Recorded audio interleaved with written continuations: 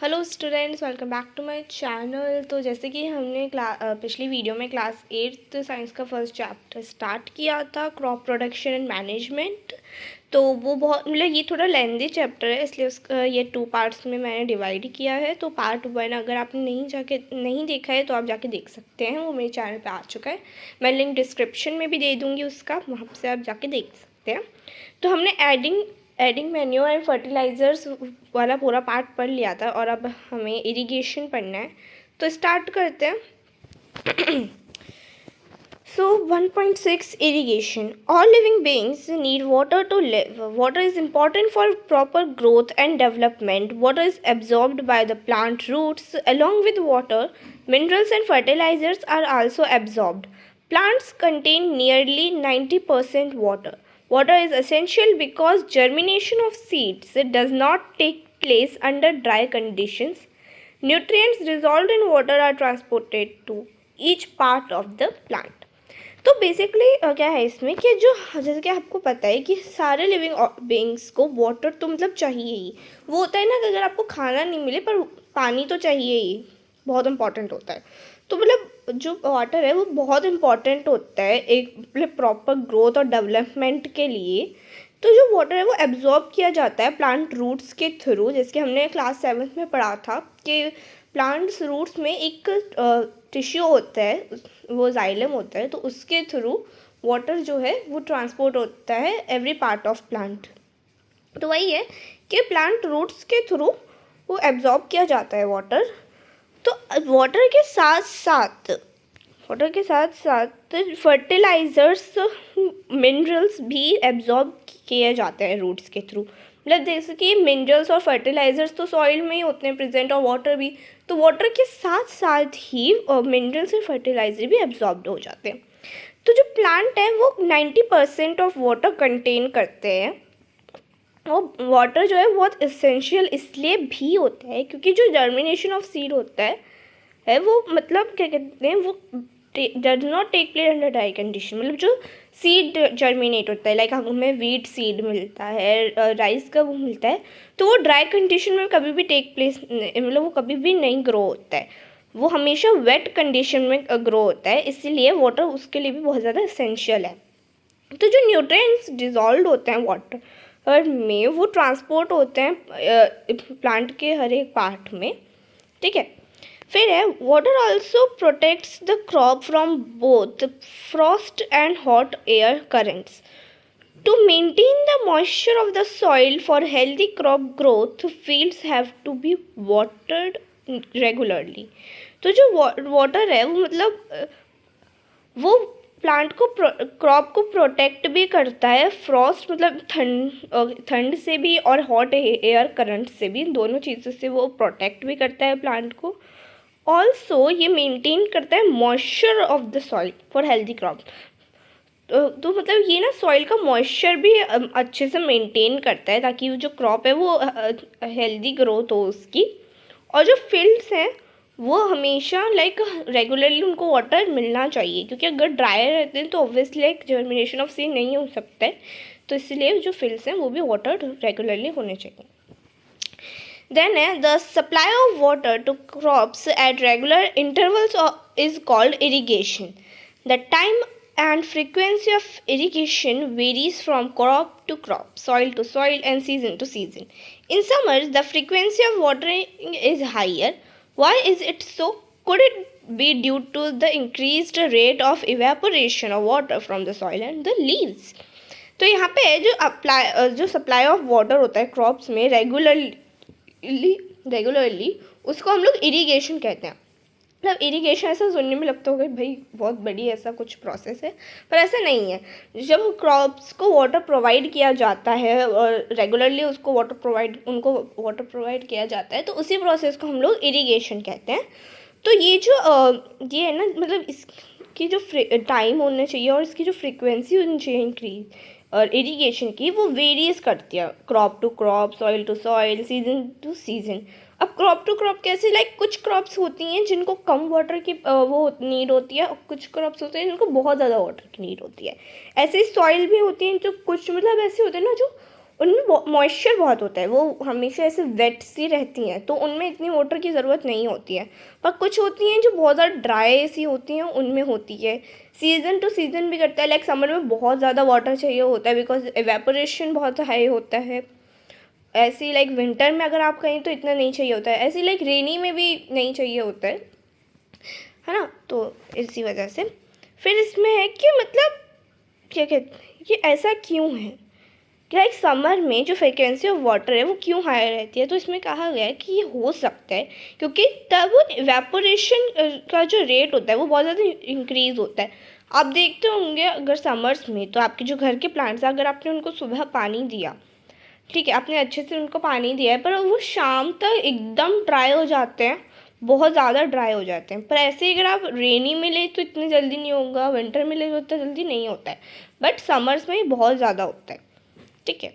फिर है यहाँ पे बूजो कह रहा है कि I am very careful this year about watering the plants, last summer my plant dried up and died.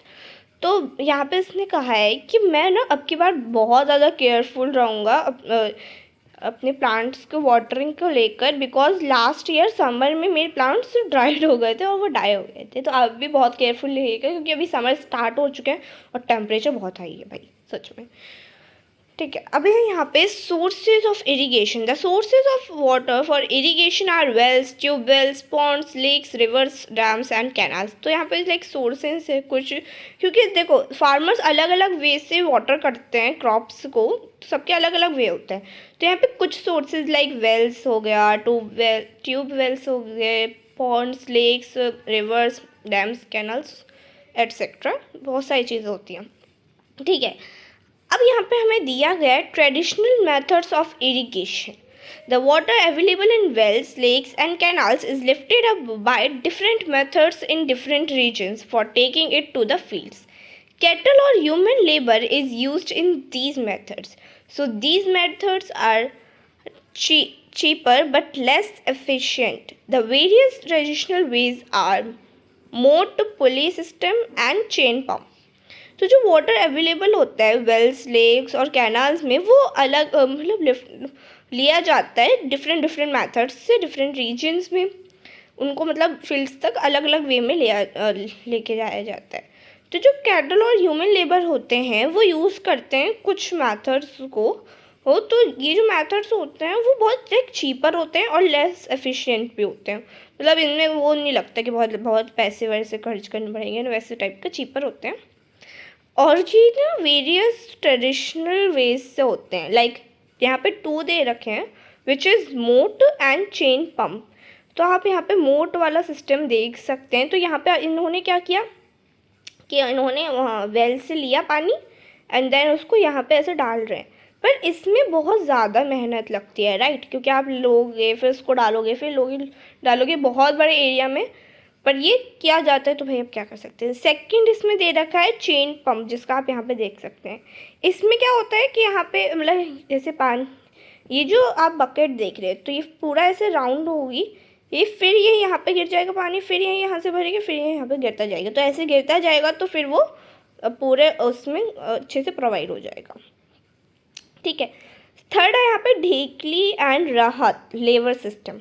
तो ढेकली वाला होता है जिसमें क्या है कि ये भी सेम है इसकी तरह कि ये यहाँ से लेंगे पानी एंड देन वो वहाँ पे जाता जाएगा क्रॉप्स में।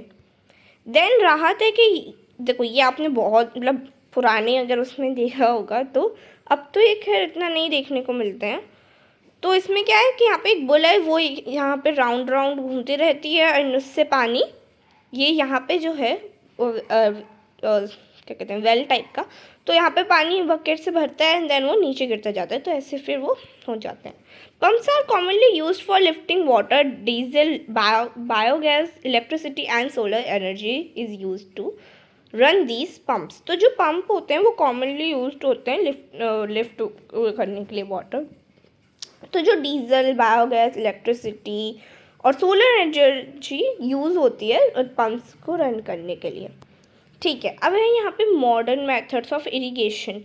मॉडर्न मेथड्स आपने देखे होंगे, हाँ ये बहुत वैसे कॉमन टाइप के होते हैं तो आपने देखे होंगे, पर ये बहुत ऐसे ट्रेडिशनल है तो बहुत कम देखने को मिलते हैं, राइट। ठीक है।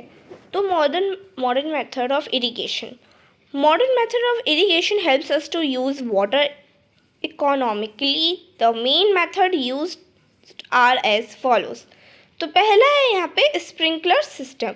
तो यहाँ पे क्या है, जो मॉडर्न मेथड होता है इरिगेशन का, वो मतलब हेल्प करता है कि वाटर को हम लोग इकोनॉमिकली यूज़ करें, मतलब वो वेस्ट भी नहीं हो और वो अच्छे से यूज़ हो जाए, वैसे यूज़ होते हैं।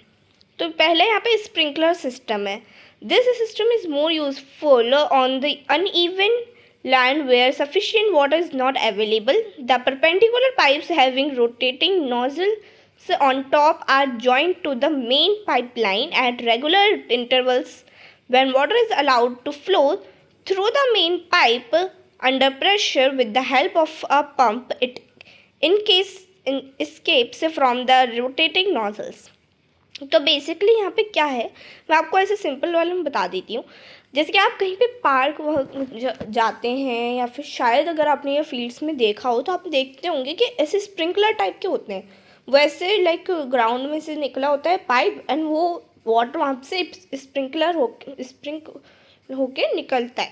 तो वही इसमें रखा है कि ये जो सिस्टम होता है ये बहुत लाइक यूज़फुल होता है, क्योंकि इससे लाइक अनइवन जो लैंड है तो ये बहुत उसको ना बहुत सफिशिएंट वाटर अवेलेबल हो जाता है। तो ये ना तो ये सिस्टम में क्या होता है कि इसमें परपेंडिकुलर पाइप्स होते हैं और उनकी रोटेटिंग नॉजल्स होती हैं, मतलब उनकी जो जहाँ से वाटर निकलता है ये जो नॉजल्स होती हैं ये बहुत रोटेटिंग नॉजल्स होती हैं उनके टॉप में, और ये जॉइन होती है मेन पाइपलाइन से। आप यहाँ पे देख सकते हैं ये जो मेन पाइपलाइन है, ये जो मेन मोटर है ये यहाँ से जॉइन होती हैं। तो यहाँ क्या करते हैं कि तो जो परपेंडिकुलर पाइप्स होते हैं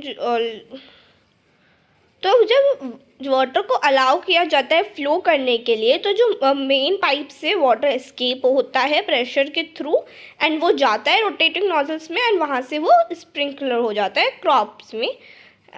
और इफ इट इज़ लाइक वो ऐसा लगता है कि इसकी बारिश हो रही है।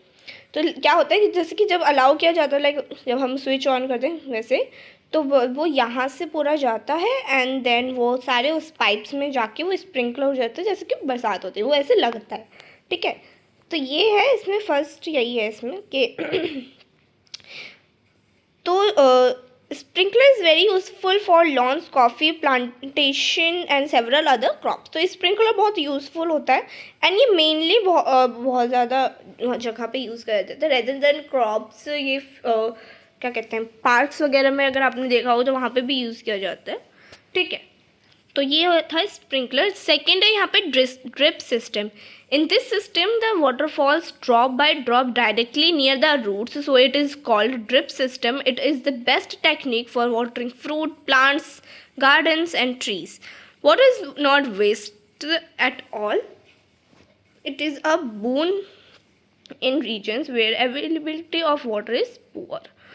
तो इसमें बेसिकली क्या है कि तो इस सिस्टम में क्या होता है कि जो वाटर है ना वो directly drop by drop directly वो रूट्स के पास ही जाता है, मतलब वो नहीं कि वो बाहर रहेगा, वो डायरेक्टली रूट्स में ही जाता है।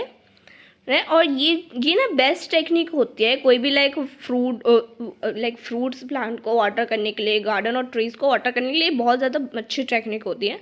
और मतलब इससे क्या होता है कि वाटर वेस्ट भी नहीं होता है और अच्छे से वो चला भी जाता है। और ये ज़्यादातर उन रीजन्स में यूज़ किया जाता है जहाँ पे अवेलेबिलिटी ऑफ वाटर पुअर होती है, मतलब जहाँ पे वाटर अच्छे से अवेलेबल नहीं हो पाता है, क्योंकि वो डायरेक्टली रूट्स में जाता है, डायरेक्टली रूट्स में जाता है तो इतनी ज़्यादा पानी की ज़रूरत नहीं पड़ती है। तो आप देख सकते हो यहाँ पे जो मेन पाइप है, मेन वो है, तो इससे ये डायरेक्ट अंदर की तरफ जाता है जिससे वो डायरेक्टली रूट्स में अवेलेबल हो। ठीक है, वो ऊपर से नहीं डाला जाता है, वो डायरेक्ट अंदर से है। देन यहाँ पे अब हम पढ़ेंगे प्रोटेक्शन फ्रॉम वीड्स। तो वीड्स के बारे में अगर आपने पहले पढ़ा होगा, हाँ हमने प्रीवियस क्लासेस में पढ़ा है कि इसमें वीड्स क्या होते हैं। तो वीड्स मतलब वो होते हैं जो एक टाइप से हार्म करते हैं आपकी क्रॉप को। ठीक है, सिंपल मीनिंग इसका यही कि वो एक टाइप से हार्म करते हैं, बस उससे वो कैसे प्रोटेक्ट करते हैं वो पढ़ते हैं। तो यहाँ पे है कि Boojho and Paheli went to a nearby wheat field and saw that there were some other plants in the field growing along with the wheat plant. तो यहाँ पे क्या क्या कह रहा है कि जो बोजो एंड पहेली है वो अपने नियर बाय फील्ड में गए, वीट फील्ड में गए, और उन्होंने देखा कि वहाँ पे ना कुछ मतलब अदर प्लांट है जो क्रॉप के साथ भी ग्रो कर रहे हैं। तो भूजे कहता है have these other plants been planted purposely. तो भूजे कहता है कि ये जो अदर प्लांट वहाँ पे ग्रो होते हैं तो क्या ये पर्पसली ग्रो किए जाते हैं। तो यहाँ पे दिया गया है in a field many other undesirable plants may grow naturally along with the crop. These undesirable plants are called weeds. तो यहाँ पे है कि फील्ड में बहुत सारे अनडिजायरेबल प्लांट्स, मतलब जो अनयूजुअल है उनको लाइक बिना ऐसे लाइक सीड वीड करे वो ऐसे ही जो ग्रो हो जाते हैं, वो प्लांट्स भी होते हैं जो क्रॉप के साथ ही ग्रो करते हैं, और ये जो अनडिजायरेबल प्लांट्स होते हैं उनको हम लोग वीड्स कहते हैं। ठीक है, तो the removal of weeds is called weeding. Weeding is necessary since weeds complete with the crop plant for water, nutrients, space and light. Thus, they affect the growth of the crop. Some weeds interfere even in harvesting and may be poisonous for animals and human beings. तो यहाँ पे दिया गया है कि जो removal of weeds होता है उसको वीडिंग कहते हैं। लाइक वो जो वीड्स होते हैं वो एक टाइप के हार्मफुल रहते हैं तो उनको रिमूव करना होता है, तो उस प्रोसेस को हम लोग वीडिंग कहते हैं। तो वीडिंग इसलिए नेसेसरी होती है क्योंकि जो वीड है उसको भी लाइक पूरा कंप्लीट वो चाहिए जैसे कि क्रॉप प्लांट को चाहिए, लाइक वाटर चाहिए, न्यूट्रिएंट्स चाहिए, स्पेस चाहिए, लाइट चाहिए, सच चीज़ चाहिए जैसे क्रॉप प्लांट को चाहिए। तो जो कुछ वीड्स होते हैं वो इंटरफेयर करते हैं हार्वेस्टिंग के टाइम पे भी, और वो पॉइजनस भी हो सकते हैं एनिमल्स और ह्यूमन बींग्स के लिए, इसलिए ये इंपॉर्टेंट भी होता है कि ताकि उनको हटाया जाए। ठीक है, तो farmers adopt many ways to remove weeds and control their growth. Tilling before sowing of crops help in uprooting and killing of weeds which may then dry up and get mixed with the soil. The best time for the removal of weeds is before they produce flowers or seeds. तो यहाँ पे है कि जो farmers होते हैं वो मतलब अलग अलग वेज अडॉप्ट करते हैं उनको रिमूव करने के लिए ये, और उनको लाइक उनकी जो ग्रोथ है उनको उसको कंट्रोल करने के लिए बहुत सारे अलग अलग वेज लेते हैं। तो जो टिलिंग है तो बहुत सारे फार्मर्स क्या करते हैं टिलिंग करते हैं बिफोर सोइंग ऑफ क्रॉप्स, तो वो हेल्प करता है कि उस uprooting it and killing of weeds. तो जब टिलिंग प्रोसेस की जाती है तो उससे क्या होता है ये कि सोइंग करने से पहले तो उससे क्या होता है कि उनके जो सॉइल में जो रूट्स रहती हैं तो वो हट भी जाती हैं, एंड साथ ही साथ तो क्या कहते हैं है कि वो वीड्स जो हैं वो किल हो जाते हैं एंड फिर वो ड्राई होके सॉइल में ही मिक्स हो जाते हैं।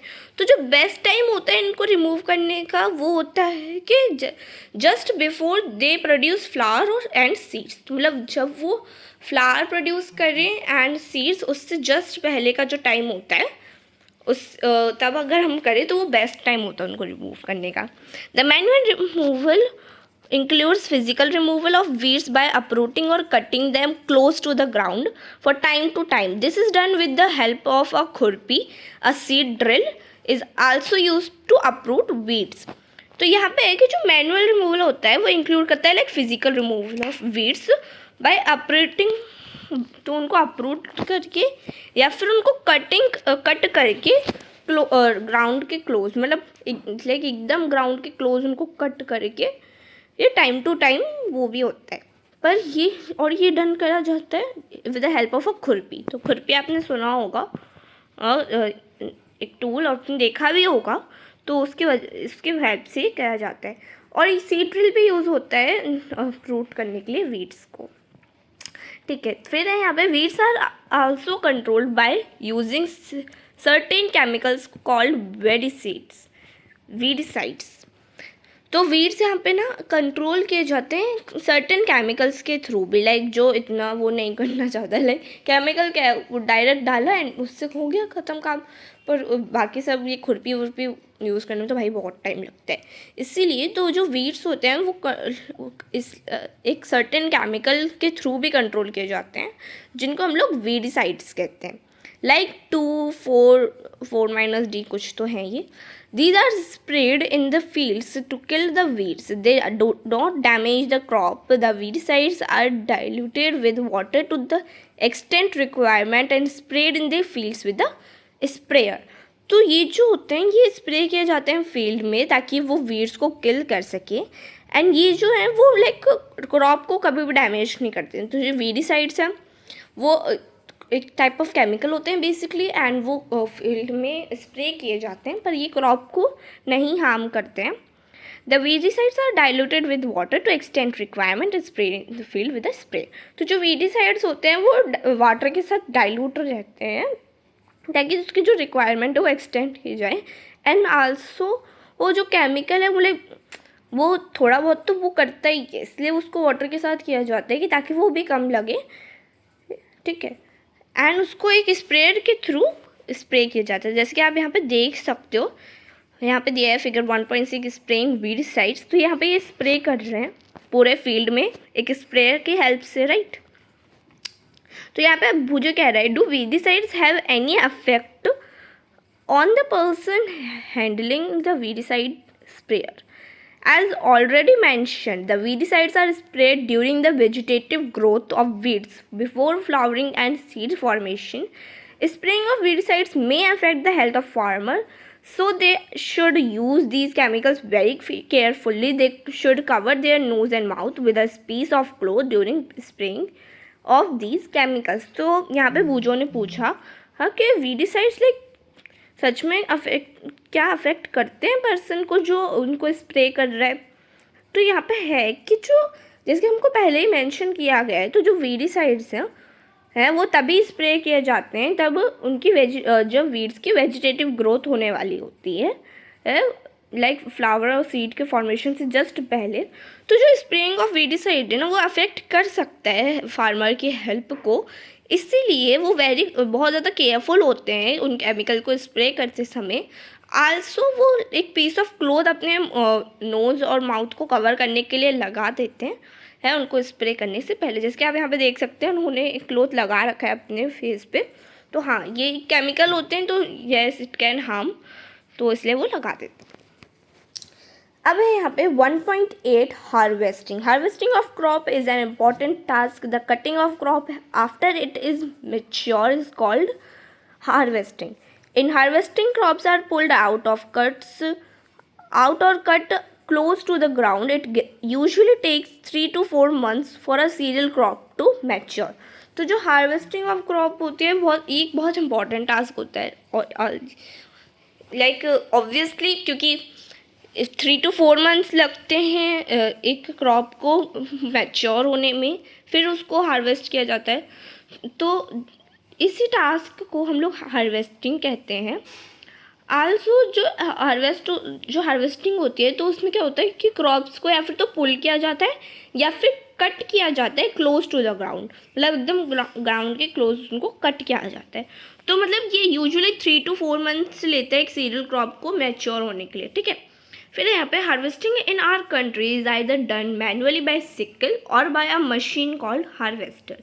इन the harvested crop the grain seeds need to be separated. तो जो हार्वेस्टिंग होती है हमारी कंट्री में है तो ये ना एक लाइक या फिर तो ये सिकल के थ्रू करी जाती है यहाँ जिसके आप यहाँ पे देख सकते हो टूल, या फिर एक मशीन के थ्रू जिसको हार्वेस्टर कहते हैं. तो ये जो हार्वेस्टेड क्रॉप होती है जो ग्रेन सीड्स होते हैं ये सेपरेट करने के लिए फ्रॉम द चाफ यूज़ किए जाते हैं. This process is called threshing. तो इस प्रोसेस को हम लोग थ्रेसरिंग कहते हैं. लाइक हार्वेस्टिंग तो उनको कटिंग वटिंग हो गया, उनको जब चाफ से हम लोग सेपरेट करते हैं तो उस प्रोसेस को हम लोग थ्रेसरिंग कहते हैं. This is carried out with the help of a machine called combine. This is carried out with the help of a machine called combine, which is in fact a harvester as well as thresher. तो ये जो process होती है वो एक machine के help के through करी जाती है जिसको हम लोग कॉम्बाइन कहते हैं. मतलब कॉम्बाइन कैसे कि वो एक हार्वेस्टर भी होती है एज वेल एज वो थ्रेसर भी होती है. जैसे कि आप यहाँ पे देख सकते हैं फिगर 1.8 कॉम्बाइन. तो ये हार्वेस्टर भी है, इससे हार्वेस्टिंग भी हो जाती है एंड थ्रेसर भी है ये जिससे थ्रेसरिंग हो जाती है. ठीक है. अब यहाँ पे पहेली कह रही है, after harvesting sometimes stubs are left in the field which are burnt by farmers. Paheli is worried. She knows that it causes pollution. It may also catch fire and damage the crops lying in the fields. तो यहाँ पे पहेली कह रही है कि harvesting करने के बाद तो कुछ लाइक कभी कभार ऐसा होता है कि कुछ ना स्टब लेफ्ट हो जाता है फील्ड में, तो वो ना फार्मर्स के थ्रू जलाया जाता है. मतलब आपने देखा होगा कि जब वो हार्वेस्टिंग वाला टाइम होता है उसके बाद अगर आप कहीं पे जाएं ऐसे विलेज वाले एरिया में जहाँ पे फील्ड्स वगैरह है, तो आप वहाँ पे देखते होंगे कि वहाँ पे ना बहुत फार्मर्स जलाते हैं वो एक चीज़ को. तो पहेली ना वही है कि उसको पता है कि जैसे कि हम कभी किसी चीज़ को चलाते हैं और वो सब करते हैं तो उससे पॉल्यूशन बहुत ज़्यादा फैलता है. और कभी कभार इन सारी चीज़ों से ये भी हो सकता है कि वो ना क्रॉप को भी डैमेज करती हैं, जो फील्ड्स में रखी हैं, जो फील्ड में एकदम लेटी हुई हैं, उन क्रॉप्स को भी वो डैमेज कर सकते हैं. अब यहाँ पे farmers with small holdings of land do the separation of grain and chaff by winnowing. You have already studied this in class 6th. तो फार्मर्स जिनके पास like small holding of lands होती है, small holding of lands it means like जिनके पास इतनी crop नहीं होती है, लाइक थोड़ी कम क्रॉप है, वो इतनी नहीं है तो वो सेपरेट करते हैं चाफ को by the process of winnowing. Winnowing के प्रोसेस के बारे में हमने पढ़ाई है इस क्लास 6 में. तो वो विनोइंग के प्रोसेस से उनको सेपरेट करते हैं. अब यहाँ पे हार्वेस्ट फेस्टिवल्स के बारे में देख रखा है, वो बस इसमें कुछ नहीं है, इसमें बस दे रखा है कि जब लाइक कुछ ऐसे होते हैं ना जिसमें लाइक जो फेस्टिवल होते हैं जो क्रॉप के कटने के बाद, क्रॉप के हार्वेस्टिंग के बाद जो बनाए जाते हैं उनको हम लोग हार्वेस्ट फेस्टिवल्स कहते हैं बेसिकली. अब यहाँ पे 1.9 storage. Storage of produce is an important task. If the harvested grains are to be kept for longer time they should be saved from moisture, insects, rats and microorganisms. Harvested grains have more moisture. If freshly harvested grains are stored without drying, they may get spoiled or attacked by organisms, making them unfit for use or for germination. तो यहाँ पे है कि जो storage होता है after produce, तो ये एक इम्पॉर्टेंट टास्क होता है क्योंकि जो हार्वेस्टेड ग्रेन्स होते हैं अगर वो बहुत लॉन्गर टाइम के लिए रखे जा रहे हैं तो ये बहुत इम्पॉर्टेंट होता है कि वो सेफ रहें मॉइस्चर से, इंसेक्ट्स, रेट्स और अदर माइक्रो ऑर्गेनिज्म से वो एकदम सेफ रहें. और हार्वेस्टेड ग्रेन्स होते हैं वो लाइक उनके अंदर ना बहुत मॉइस्चर होता है, वो उनके अंदर पहले से बहुत मॉइस्चर होता है. तो जो फ्रेशली हार्वेस्टेड ग्रेन्स होते हैं अगर वो बिना ड्राई करे स्टोर किए जाते हैं तो वो ना स्पॉइल हो जाते हैं, अटैक्ट करे जाते हैं कुछ माइक्रो ऑर्गेनिजम्स के थ्रू, जिसके थ्रू वो जो ग्रेन है वो अनफिट हो जाती है और मतलब जिससे वो अनफिट हो जाती है और अच्छी नहीं रहती है. Hence, before storing them, the grains are properly dried in the sun to reduce the moisture in them. This prevents the attack by insects, pests, bacteria and fungi. तो इसीलिए बिफोर स्टोरिंग द ग्रेन्स ये बहुत important होता है कि इन grains को एकदम अच्छे से ड्राई किया जाए सन के नीचे, ताकि उनका जो मॉइस्चर है वो बहुत कम हो जाए है. और ये प्रिवेंट भी करता है कि लाइक वो कभी कोई insect, paste, bacteria and fungi के थ्रू वो अटैक ना किया जाए. अब यहाँ पे पहेली कह रही है, I saw my mother putting some dried neem leaves in an iron drum containing wheat. I wondered why. तो यहाँ पे पहेली कह रही है कि मैंने देखा था अपनी मदर को कि वो ना कुछ ड्राइड नीम लीव्स डाल रही हैं एक आयरन ड्रम में जहाँ जिसमें वीट रखे, जिसमें गेहूँ रखे हैं, उसमें वो ड्राइड लीव्स डाल रही हैं. तो उसने सोचा कि वो क्यों डाल रही है. तो यहाँ पे farmers store grains in a jute bag और metallic bins. However, large-scale storage of grains is done in silos and granaries to protect them from pests like rats and insects.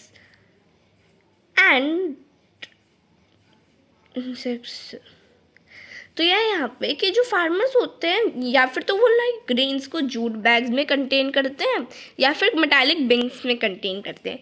तो हाउएवर जो लार्ज स्केल स्टोरेज होता है वो done किया जाता है silos and granaries में, ताकि वो प्रोटेक्ट रहे पेस्ट, रेट्स और इंसेक्ट्स से। ठीक है, तो यहाँ पे dried neem leaves are use for storing food grains at home. For storing large quantities of grain in big godowns, specific chemical treatments are required to protect them from pest and micro organisms.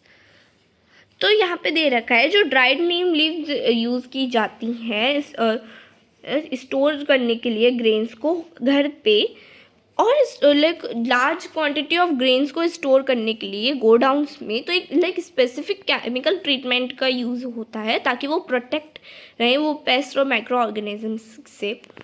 ये ठीक है। अब है यहाँ पे तो एक table है जिसमें दे रखा है making the following table in your notebook complete. मतलब यहाँ पे दे रखे कि हमें क्या फूड है और कहाँ से मिलता है, उसके सोर्सेज क्या क्या है। तो बेसिकली यहाँ पे फूड फ्रॉम एनिमल्स सब पढ़ते हैं हम लोग। After completing this table you must have seen that like plants animals also provide us with different kinds of food. Many people living in the coastal areas consume fish as a major part of their diet. In the previous classes, you have learnt about the food that we obtain from plants.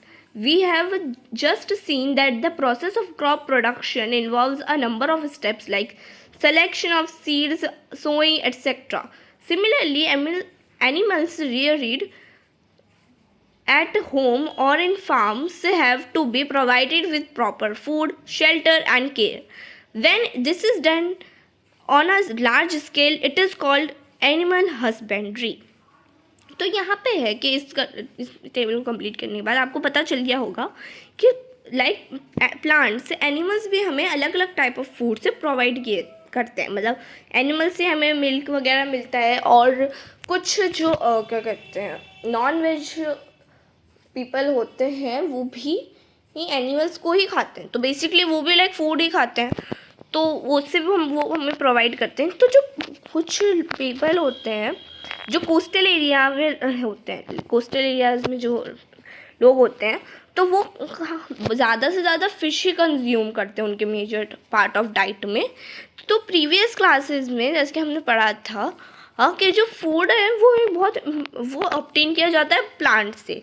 तो जैसे तो we have just seen कि जो process होती है crop production की, वो एक भाई नंबर ऑफ स्टेप्स इन्वॉल्व करती है, लाइक सिलेक्शन ऑफ सीड्स हो गया, सोइंग हो गया, और भी बहुत सारी। तो इसी तरह से जो एनिमल्स होते हैं जो होम या फिर फार्म्स में रखे जाते हैं, तो वो जो हमें प्रॉपर उनको भी हमें लाइक प्रॉपर फूड से प्रोवाइड करना पड़ता है, और अच्छा शेल्टर और केयर भी होना चाहिए।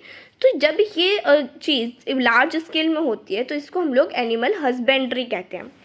मैं एक और बार समझा देती हूँ, थोड़ा सा वैसा हो गया होगा। लाइक एक आप एग्ज़ाम्पल लो कि एक बहुत बड़े उसमें लार्ज स्केल में फार्म पे एक वहाँ क्या कहते हैं बहुत सारी काउज़ हैं, ठीक है। अब वो हमें मिल्क प्रोवाइड करती हैं, तो इसीलिए वो हमें भी उनको मतलब उनको बहुत अच्छे से शेल्टर, केयर और अच्छे से फूड प्रोवाइड करना पड़ता है। तो इसीलिए जब एक बहुत लार्ज स्केल में ये जब उनको शेल्टर, केयर और फूड सब ये सब प्रोवाइड किया जाता है, तो उसको एनिमल उस प्रोसेस को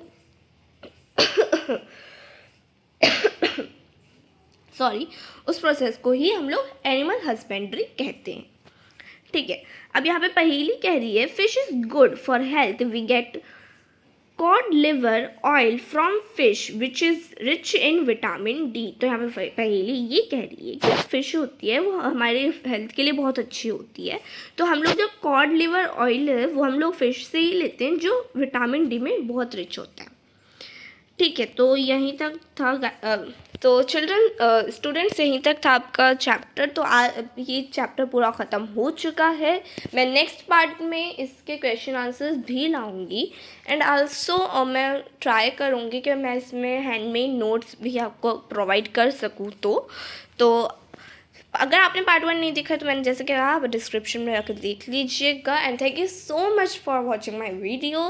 please subscribe my channel, share with your friends to help them and like my video. Okay, bye bye.